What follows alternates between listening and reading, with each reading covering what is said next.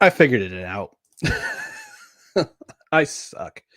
So, when I was setting up the studio, when I was setting this up, I apologize for those who are watching and tuning in. They say I can't hear you. Thank you, Sir Luca, on YouTube for pointing out that you couldn't hear me. I was setting up the live stream and I hit the mute button on my laptop and I had it on. So I apologize. I guess the first 9 minutes or so is just me. So basically, it was just me mouthing. But yeah, check out my new wares. I signed Kevin Widgers in the background now. I'll have to hang it up sometime. But anyway, let's talk about this game. As much as I don't want to, New York Jets hitting rock bottom, 0-6, and thank you, Sir Luca, saying yeah, this is just part of the suffering. Yeah, absolutely, it is definitely part of the suffering. The fact that I had myself on mute and I didn't realize it was on my laptop. I thought it was my microphone, but my microphone's on. So my bad. I'll have to cut this out in post production on YouTube. Anyway, hit rock bottom, 0-6 in London again. Where do we begin? The defense, to their credit, let's talk about the positives. Jets make defensive personnel adjustments. Jermaine Johnson's back in the lineup, and he's doing his thing. He's a guy who's playing with passion. He wanted to be back in the lineup, and it showed. It showed. I watched the highlights, and again, truth be told, I did not watch the full game. Church was a priority over watching this game. And again, I'm at church and I'm looking around, just checking the score. After the fact, after service is over, myself and another Jets fan were checking the score. It's like, all right, it's 10-9. It's third quarter. Like, what's going? All right, let's see what's going on. So, again, listening to New York Game Day on the radio on the way down, and the Jets cause a turnover. Yes, we finally have our first turn. 5 games in. The Jets are the only team in the history of NFL. The NFL started off 0-5 in their season and had not caused a turnover. On the, I think it's the second or third play of the game, they caused a turnover. And yep, the third play of the game was on a third down, and Jets caused a turnover. Andre Cisco, for as much flack as we give him, recovers the fumble. Jets take over in Denver territory. Second play in, penalty. You're like, oh, another penalty. The most penalized team in the league taking another penalty was an offside penalty. It's like, all right, what's going to happen here? And again, I was hoping that the Jets would punch it in, because you're in Broncos territory. This is a prime opportunity to get the ball rolling in terms of rallying your season. This is the time you turn around your season. You get a fumble, you get a turnover inside the opponent's territory. You need to score 7 points. Offside penalty, false start penalty. Fields runs for 6 or 7 yards on a third down and 13. They can only manage a field goal. Like, all right. And I think in every single game this season, except for the Buffalo game, the Jets have started their game with a field goal. I'm just going to double check in real time real quick that I'm correct. Yep. Yeah, I'm correct. The first play, the first series against Buffalo resulted in a 3-and-out and a punt. But in the second series, they got a field goal. So every game except for the Buffalo game, they've scored. But it's a field goal. You have to punt. You gotta get points. You got 6 points. You're not gonna win a game with field goals unless it's a game like this where both defenses are playing well. And I gotta give credit where credit's due. The defense did their due diligence, and we heard towards the end of the week that the players on defense, the personnel on defense had a players only meeting. Now, we've heard that quote from JJ Watt where he says, and I'm paraphrasing here, it's not a direct quote, I'm just paraphrasing, that if you're having a players meeting this soon into the season, you better make vacation plans for January. Now, granted, this was a defensive players unit only meeting. And it wasn't the entire team had a meeting. It wasn't the entire team having a meeting, have a come to Jesus moment where they say, okay, need to get things right. This was just the defense. And they know. And Quentin Williams was quoted as saying that, we know we're the problem. And we need to play better. Yes, Sir Luca, thank you. I guess I made the adjustment. I don't know if you heard. I hit the mute button on my laptop. I didn't hit it back when I was creating the studio to get things going, on here. So yes, thank you for checking in, and don't forget to hit that like button if you're watching on YouTube, and you are watching on YouTube. So hit that like button, hit the subscribe button too. It's free. It's free. It's a free channel. It's a free channel, and I want to get this to a point where I can monetize like a lot of different other Jets creators and other NFL creators. I want to monetize this channel. So hit that like button, hit that subscribe button. I really would appreciate it, especially if you're a newer viewer to this channel, because this is my side podcast for the Jets only, because I'm a Jets fan. So we had some personnel adjustments. Jermaine Johnson, he came back to the lineup after 4 weeks of injury. Thank you, Sir Luca. Appreciate it. And Snowman checking in saying, hey, and also saying like button hit. Yeah, absolutely. This is great. Thanks for tuning in, Snowman. I see a comment from another viewer in the chat. I'll get to that in just a moment. Maybe I'll address that towards the end of the show. Actually, I'll bring it up right now, since this is a live show. We want comments, we want engagement with the fans, especially if you're a Jets fan. He says, at the end of the season, when Glenn is let go, do you keep Muji to pick the next head coach and new quarterback in the draft? Do you bring in a new GM as well? I'll address at the end of the show. I don't know if Aaron Glenn being let go is a when as much as is an if, but we'll see. We'll see. I don't know at this rate, he's a one and done. He's a one and done. We'll talk about the coaching in just a moment. But coming back to the defense, Jermaine Johnson is back in the lineup. So the difference. The defense he's going to make a huge difference on this defense.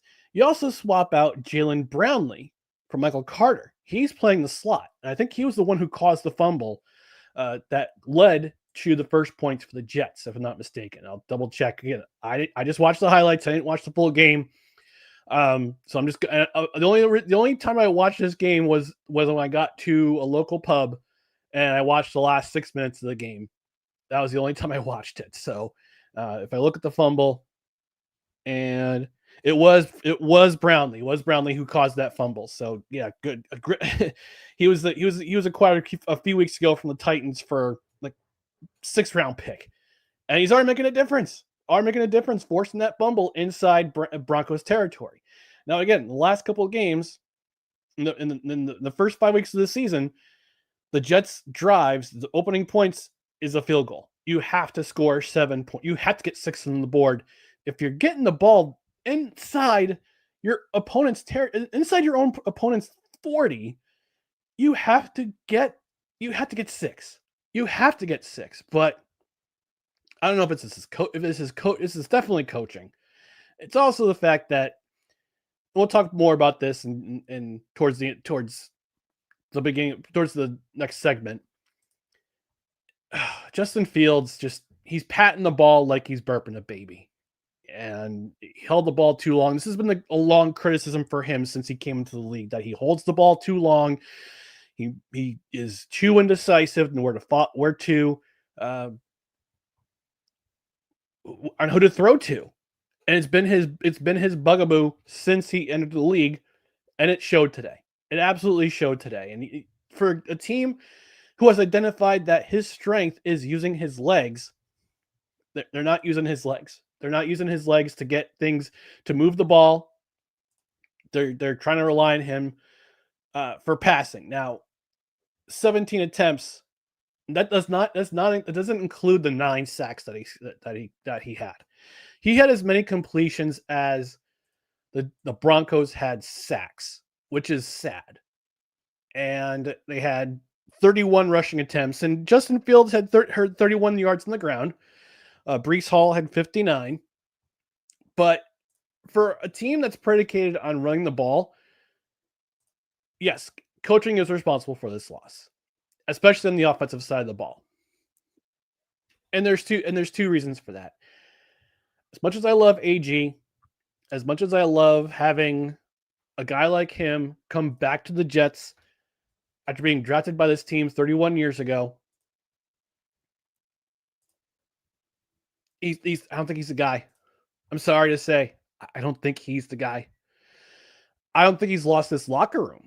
Now, has he lost his locker room? I don't know. I don't have inside sources with the Jets. I don't know if he's lost the locker room, or I know he promised to the fans and he promised to the media, this is a team that's we're concentrating on winning now. All right. Where's the win coming from? Where is the win coming from? We'll talk about the schedule in just a moment or two, but the players can only do so much. You can't get helped by the officials all the time. And I will give credit where credit's due for the Jets. For the team that's the most penalized team in the league, they had 2 penalties in this game. 2. Only 2 penalties. For a team that was the most penalized team in the league, they had 2 penalties. And you initially thought that on that second down, Joe Tippmann getting the false start, you're thinking, oh my God, here we go again. Jets played pretty well. They were pretty disciplined in this game, and it showed on defense especially. They're only allowed 13 points. This team was allowing 31 points a game coming into this game. And they held a Denver offense that was averaging, I think, 24 or 25 points a game coming into this game to only 13. And the defense did its job. The defense did its job for as maligned as this defense has been all season long, from weeks 1 through 5. They did their job today. The offense did not show up. They did not have an answer for Denver's pass rush. They did not have an answer for Denver's running stop game, the rush defense. Justin Fields did not have an answer for underthrowing his receivers or throwing behind his receivers. I watched the final drive that they were on, where he threw that ball he threw 2 passes towards Garrett Wilson's way. And they were woefully throw behind him. He's getting these passes off too late. And there was a reason why the Jets brought in Justin Fields. They thought he could fit into this scheme. On one side of the ball, yeah, absolutely. He can fit into this scheme. He can fit in where he can run the ball, use his legs. They did that in Chicago, to an extent, especially in 2022. Where he had one of the most outstanding seasons for a quarterback in terms of running the ball as a quarterback. He had over almost 1,200 yards rushing that year. But if they're not using his strength, then why are you having him try to throw the ball? And I understand a lot of his stats. The stats that he has, they've come in later in games. You're getting him started too late. If they could go back to the game plan they had in week 1, where they had balanced their offense, they were using the RPO. They were running the ball down the Steelers' throat. There's been 2 instances this season where the Jets have rushed for over 200 yards. They've lost both games. They couldn't do any of that against the Broncos. They had 92 yards rushing. In terms of total net yards, the Jets had 82 because Justin Fields had negative 10 yards passing. Negative 10. That's the lowest in Jets history. Negative 10. And it comes back to coaching. There comes a point where your senior quarterback get absolutely stomped into the ground by a pass rush that is absolutely, they can get after it. Denver was getting after Justin Fields today. Absolutely got to him. Nick Bonito had a sack. Justin Sternad, a sack and a half. Brandon Jones, half a sack. Zach Allen got a sack. Ioma Uwazurike had a sack. John Franklin Myers, former Jet John Franklin Myers, had a sack. Jonathan Cooper had 2 sacks, including the sack that was the game clincher, the game closer. But ultimately, coaching was responsible for this loss. If your senior quarterback get killed out there, and he's throwing the ball behind his receivers, which is part of the reason why he went 9 for 17 in the first place. Either you've lost your trust in your quarterback to throw the ball, or if you've lost confidence in your quarterback to throw the ball, take him out. Take him out. For as much as we Jets fans absolutely pilloried Robert Saleh in terms of lack of imagination on offense, lack of creativity, he knew when to say when with Zach Wilson. Absolutely knew when to say when with Zach Wilson.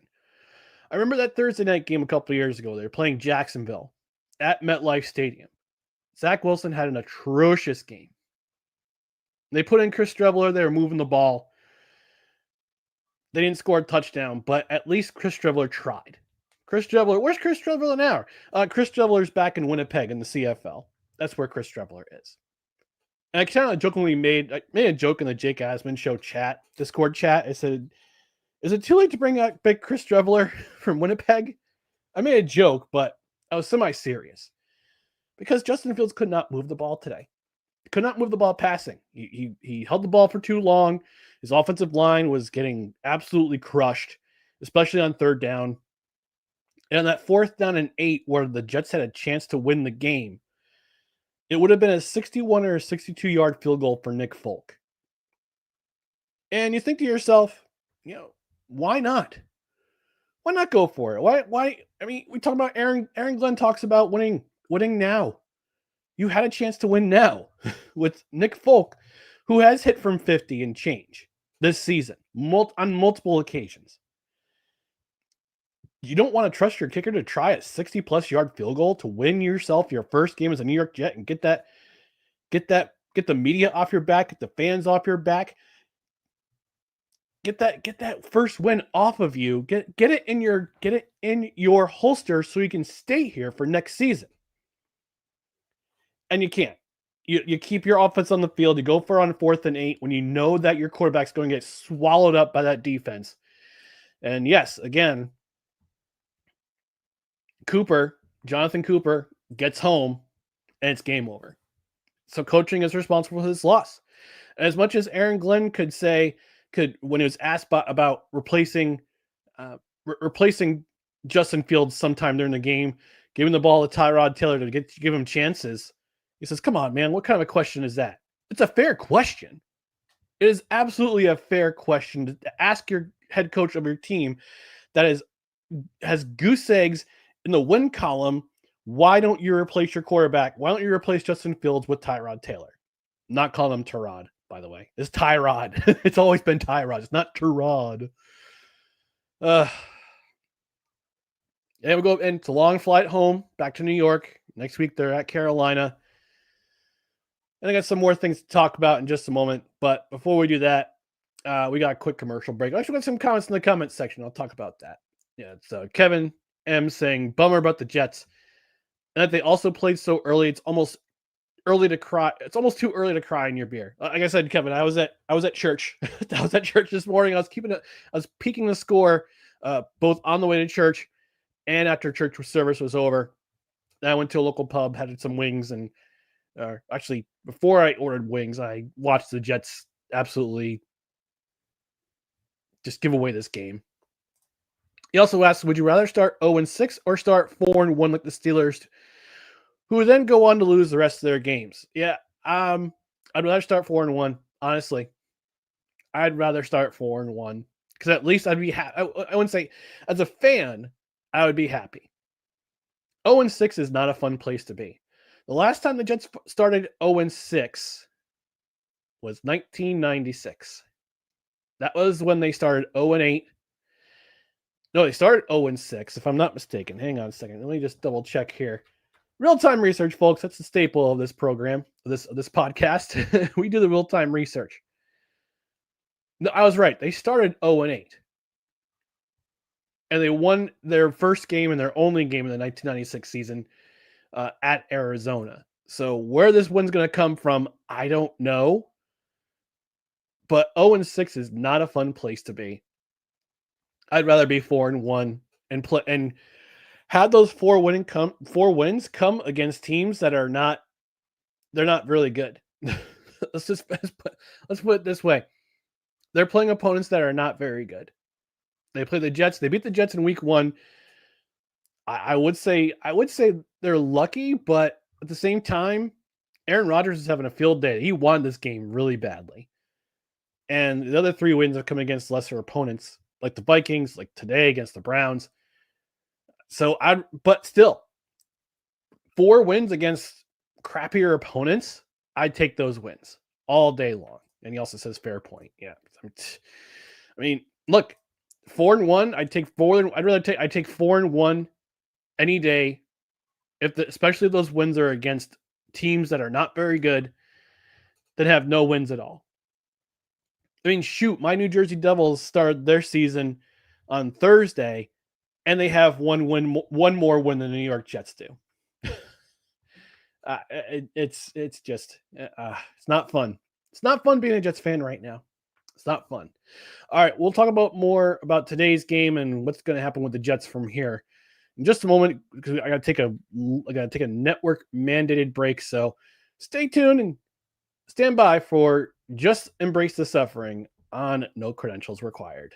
Hey everyone, it's Ryan from No Credentials Required to talk to you about one of our newest partners at Belly Up Sports, SeatGeek. Yeah, live sports is great on television, but the feeling of being at the arena is a priceless experience. That's why our friends at SeatGeek are there to help you find the best tickets at the best prices. Not only can you get tickets to sporting events, but you can also get tickets to concerts, comedy shows, musicals, and more. Search for your desired event now at SeatGeek.com, enter promo code BellyUpSports at checkout, and you save $20 off your first purchase. SeatGeek. Life's an event. We have the tickets. That's right, folks. SeatGeek is one of our premier sponsors, affiliate sponsors at Belly Up Sports. And look, the New York Jets, they aren't very good right now. However, I'm pretty sure if they keep this losing trend, tickets are going to be cheap. And if we go to SeatGeek right now, and if we go look at the NFL, in particular New York Jets, where next week's game against the Carolina Panthers stand in terms of what kind of ticket you can get, right now they start from $62. And as we keep going to the rest of the season, they start to get cheaper. Although you could say, well, actually, this December 21st, their week 16 or 16 game against New Orleans. It's at the Superdome.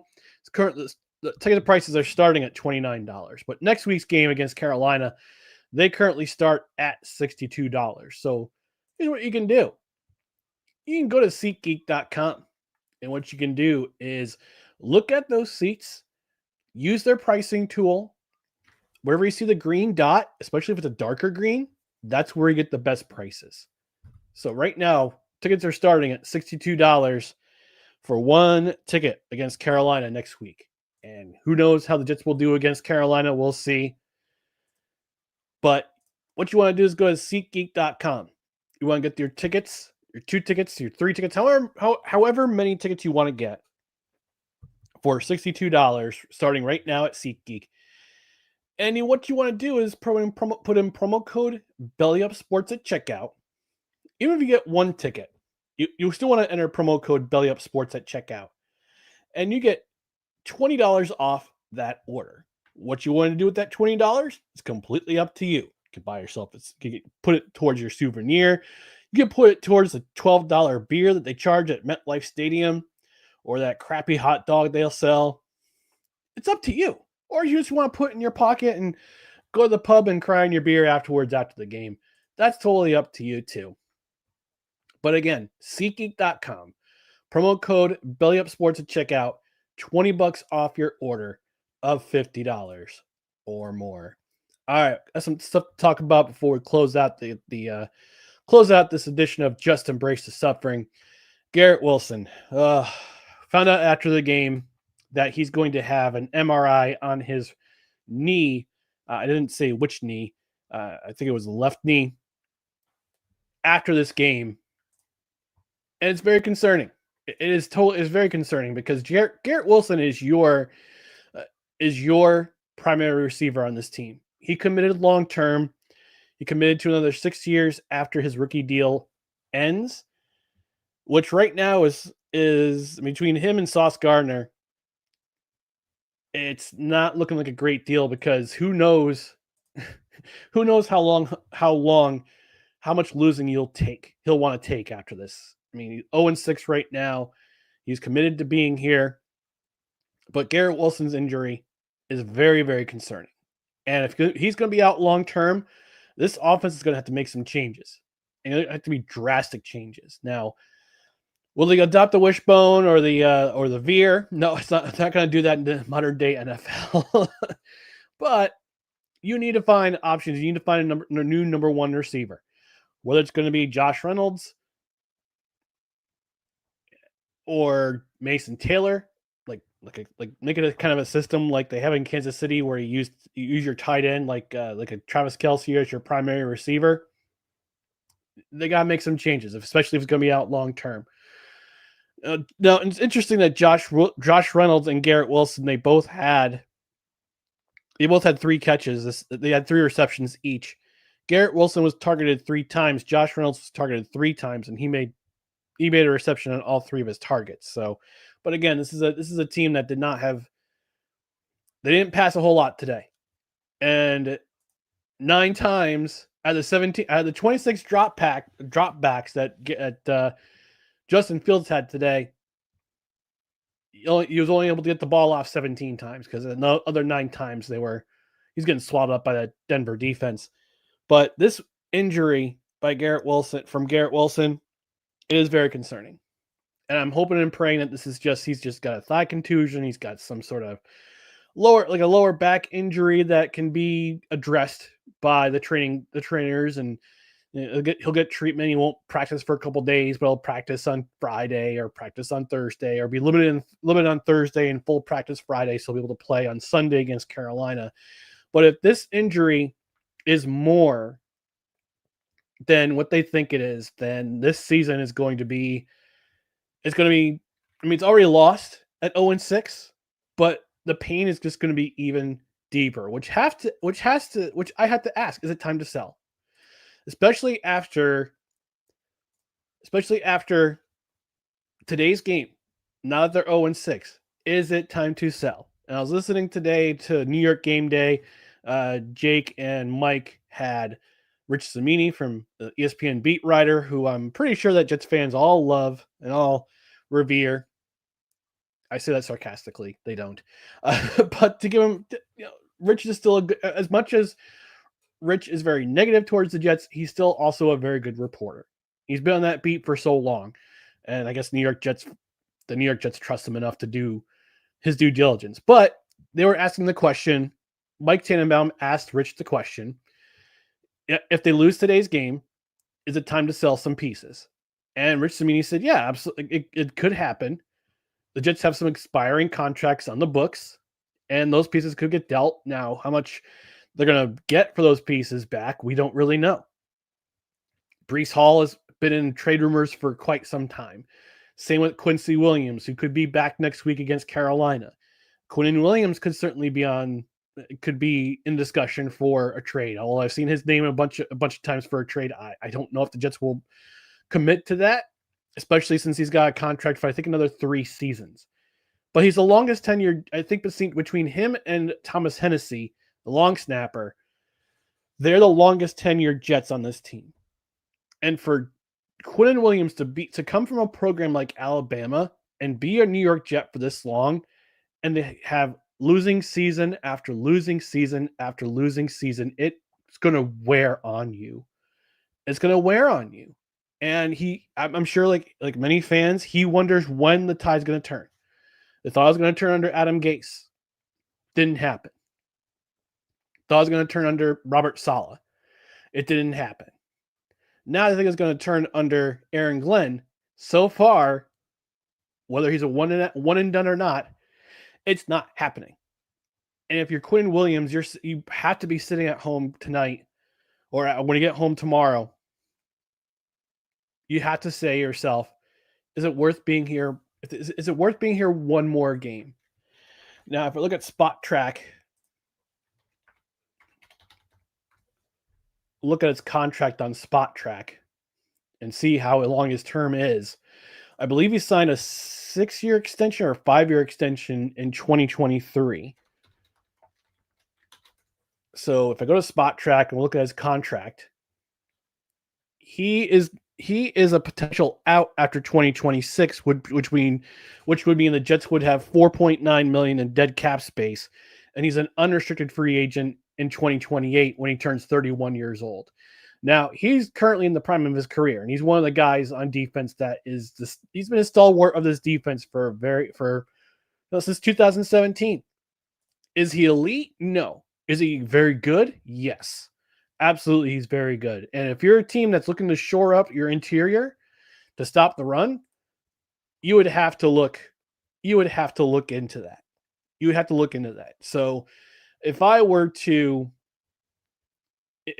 Williams, I'd be having a come to Jesus with my loved ones and saying, is it worth it to stay here? And besides the insane New Jersey taxes, but would it be worth it to be here any longer than I should be here? I mean, right now, this season, he's making 21. His cap hit is $21.5 million. So to take his contract off the books would be a big help with the cap situation.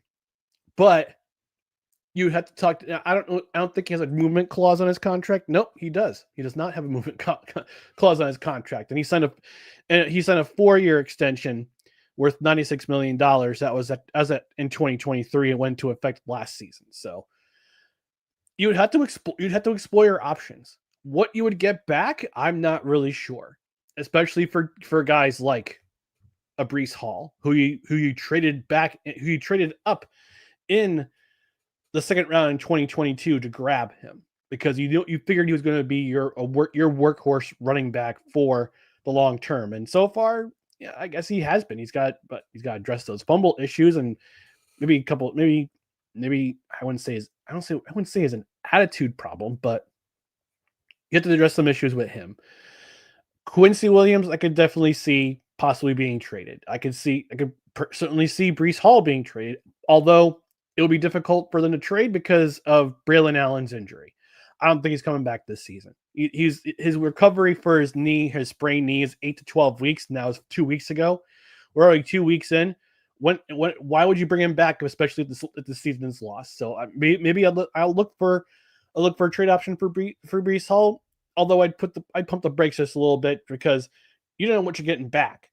If Darren Muji asks for a second or a third round, he's going to get laughed at. I'm sorry, he's going to get laughed at.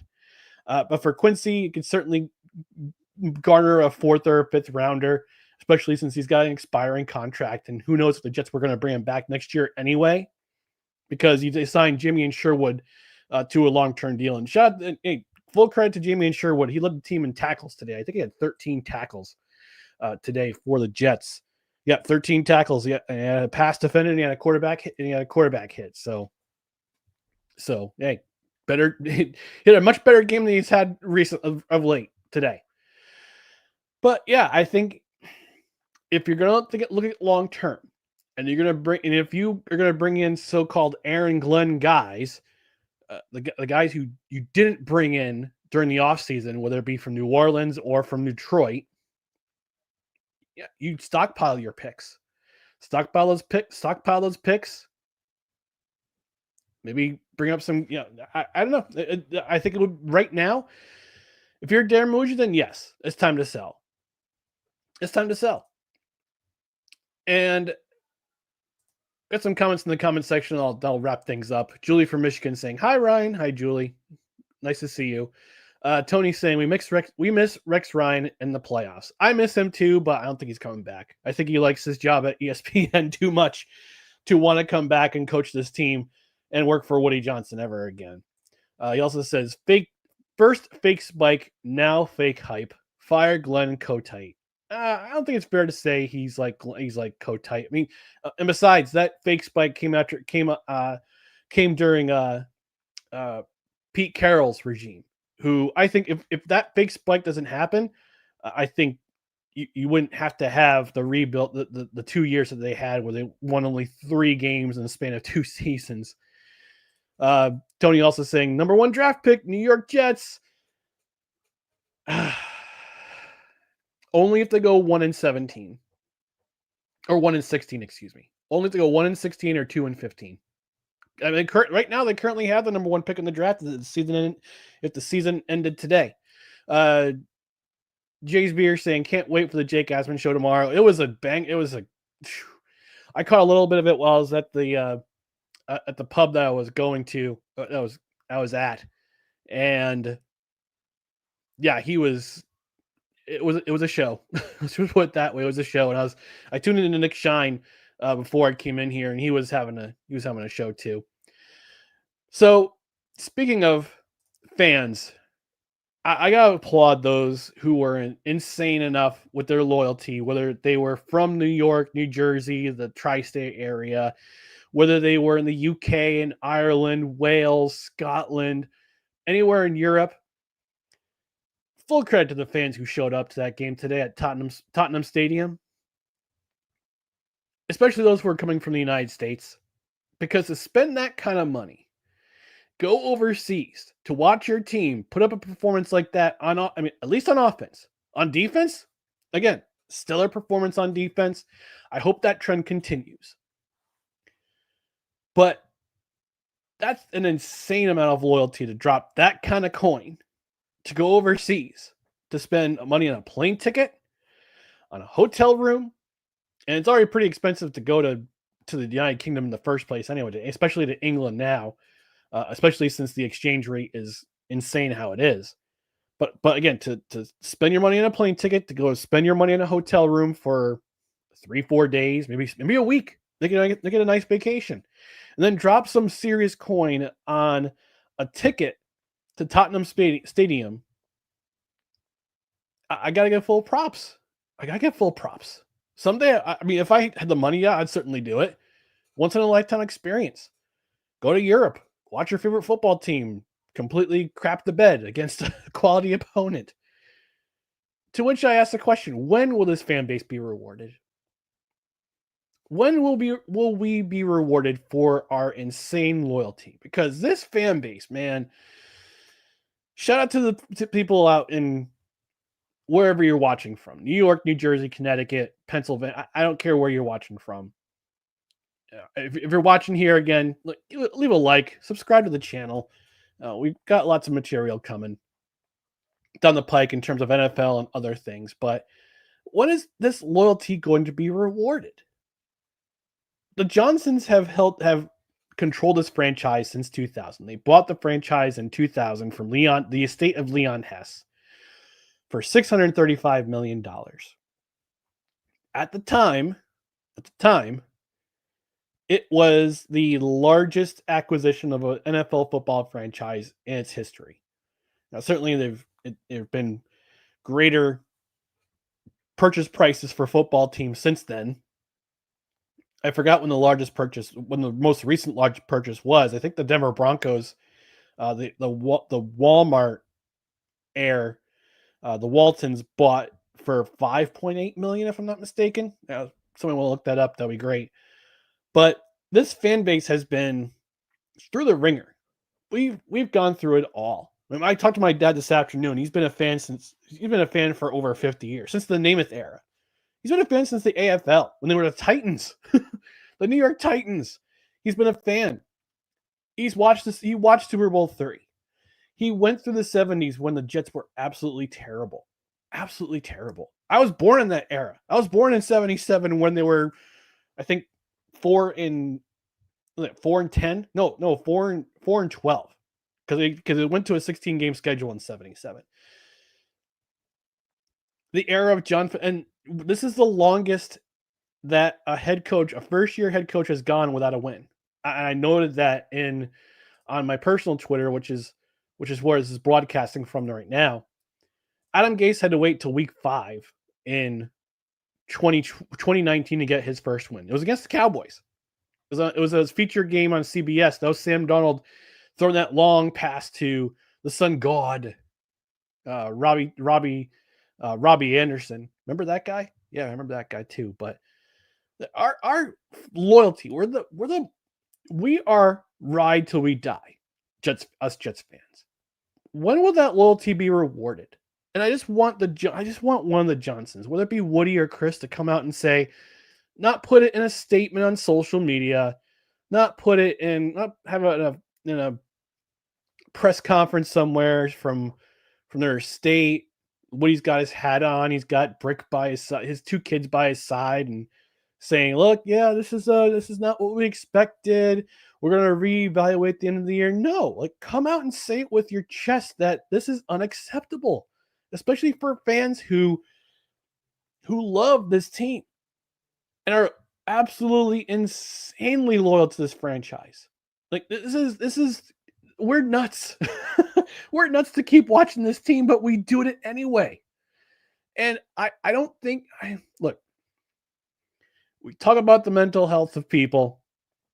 I don't take it lightly. I don't take mental health lightly, especially men's mental health, because we know we got mental health crisis in this nation. But your mental health should not be dependent on whether or not your football team wins every Sunday.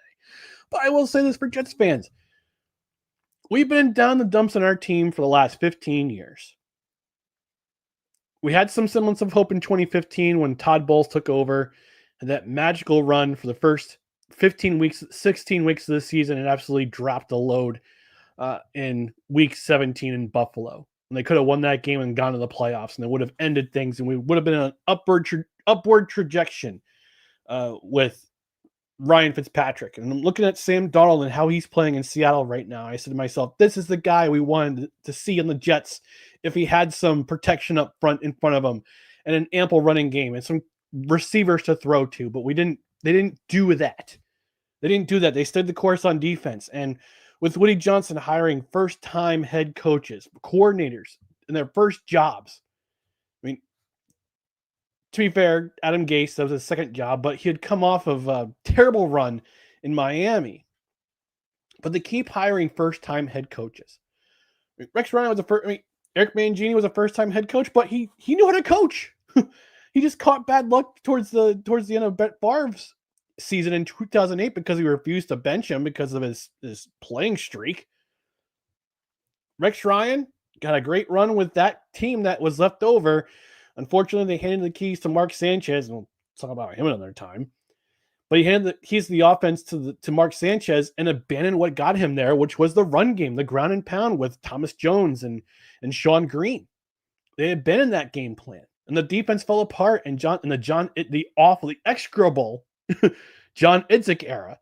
Then you bring in Todd Bowles, who didn't have a lot of personality, but he built a really good defense. And if it weren't for that Ryan Fitzpatrick multi-interception game in 2015, it would be a different story. Mike McCagnon refusing to build an offensive line in front of Sam Darnold, who he absolutely loved, not giving him weapons.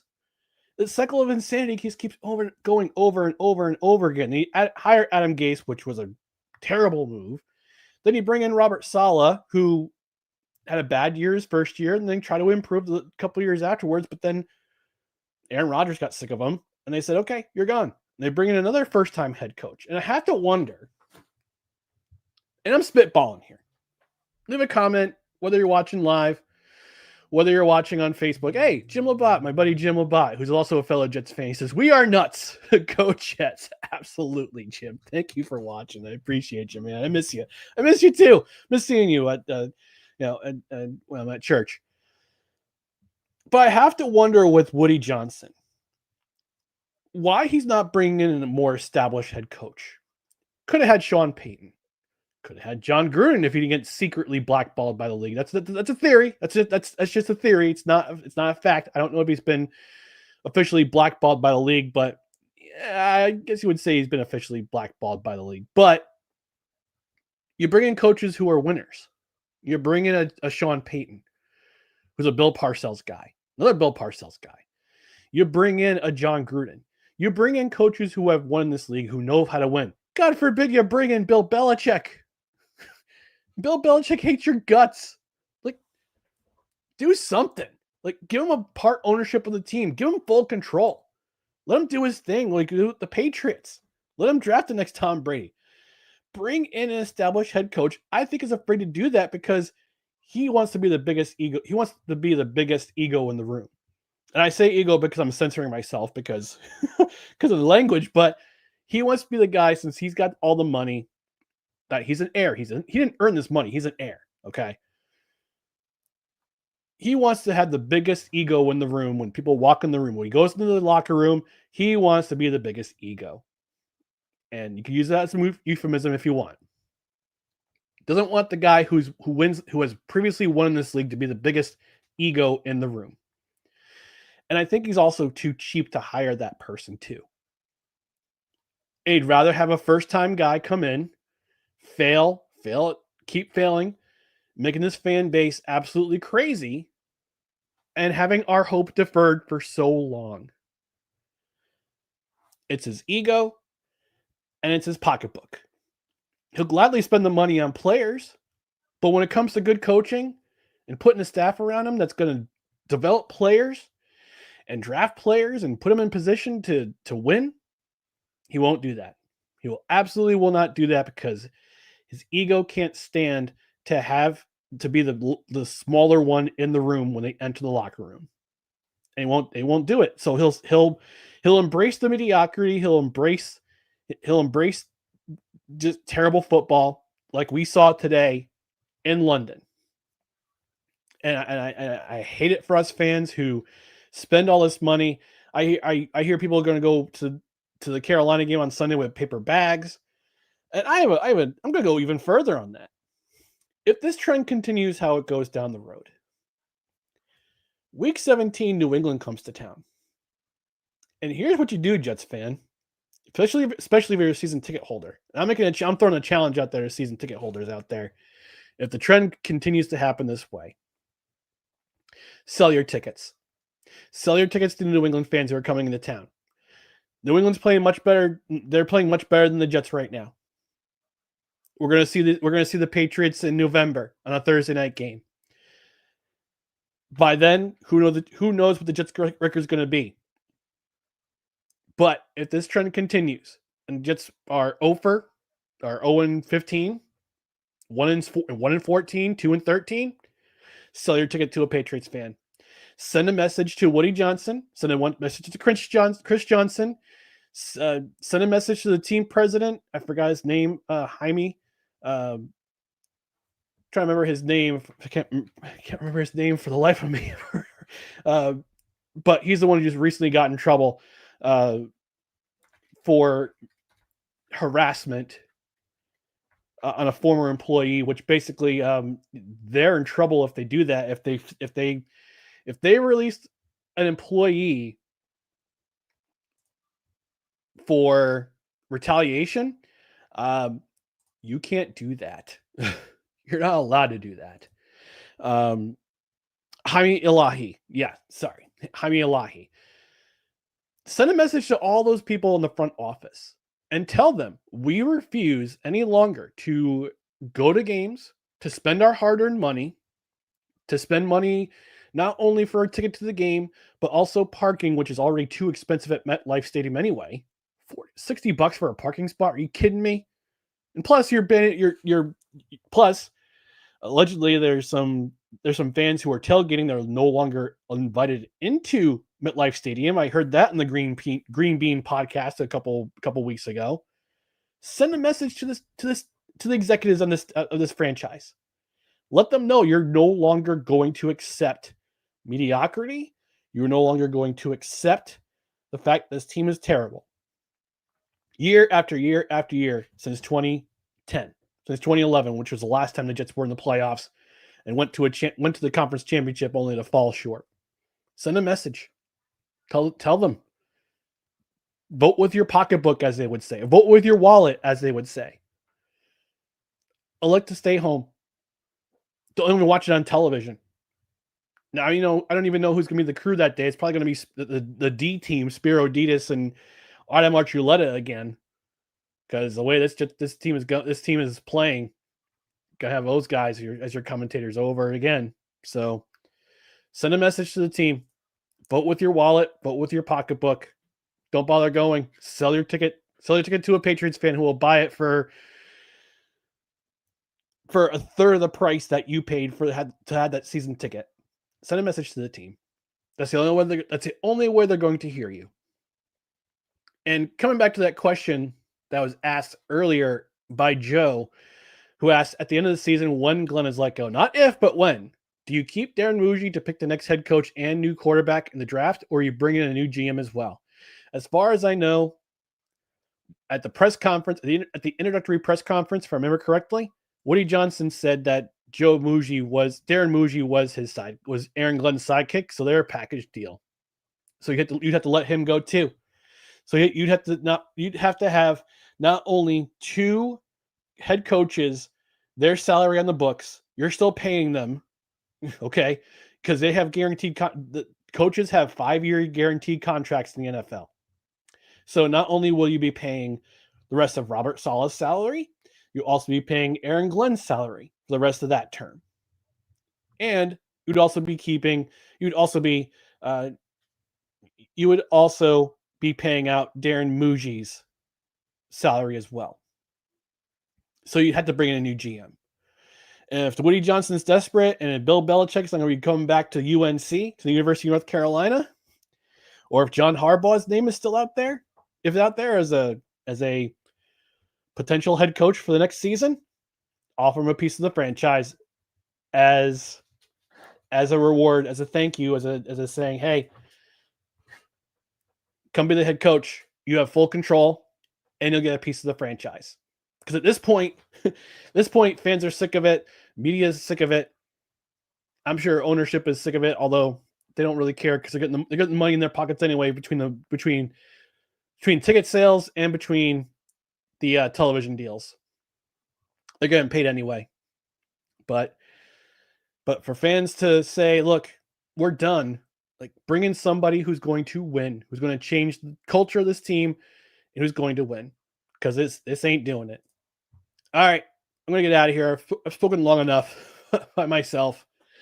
So thank you for joining me. Apologies for the first 10 minutes of the program when it was silent. That was on me.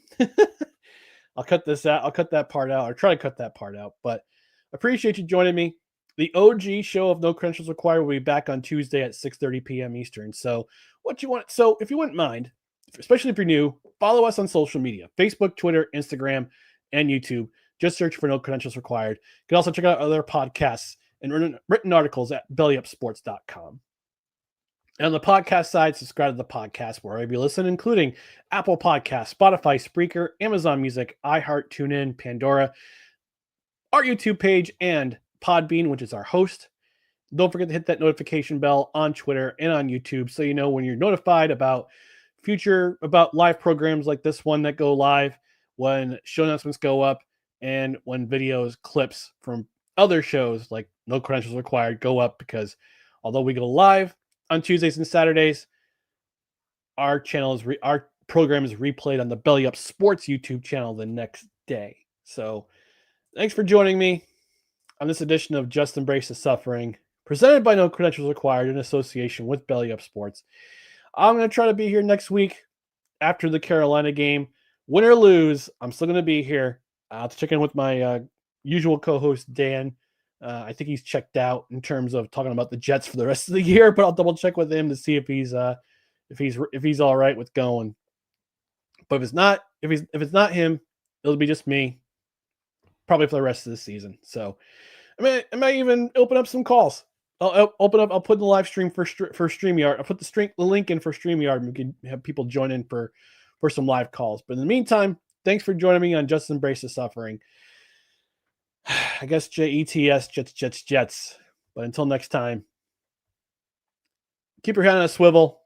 And don't forget, don't let the outcome of a football game affect your mental health. There's plenty more to live for. Live for others. Live for yourself. Look after yourselves. We'll be here next week. Have a great night, everybody. Have a great week. I am untethered and my rage knows no bounds!